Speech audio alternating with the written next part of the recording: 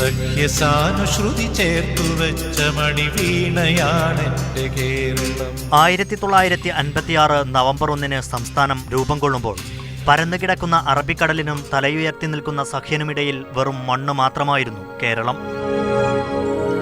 അവിടുന്നിങ്ങോട്ട് ഭൂപ്രകൃതി കൊണ്ടും കാർഷിക സംസ്കാരം കൊണ്ടും സാംസ്കാരിക തനിമ കൊണ്ടും ഈ ചെറു സംസ്ഥാനം സ്വന്തം നിലനിൽപ്പ് അടയാളപ്പെടുത്തി.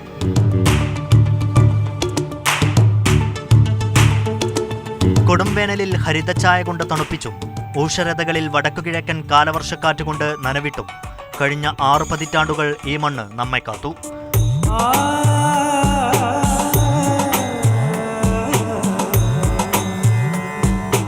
കൂടിയാട്ടം മുതൽ കഥാപ്രസംഗം വരെ, വട്ടപ്പാട്ട് മുതൽ മാർഗംകളി വരെ, തെയ്യം മുതൽ പടയണി വരെ, തെങ്ങും കവുങ്ങും പ്ലാവുമൊക്കെയായി ഈ ഇത്തിരിപ്പോന്ന മണ്ണ് എല്ലാ കാലത്തും കണ്ണിനും കാതിനും ഓർമ്മകൾക്കും കുളിരേകുന്നതാണ്.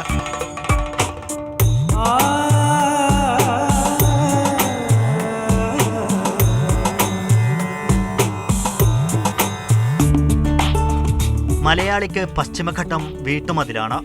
അറബിക്കടൽ വീടിനോട് ചേർന്നൊഴുകുന്ന പുഴയും. അതുകൊണ്ടാണ് ഇതിനിടയിൽ മതമേതായാലും ജാതിയേതായാലും നാടേതായാലും മലയാളി ഒരൊറ്റ കുടുംബമായി ജീവിക്കുന്നത്. News desk, Mathrubhumi news.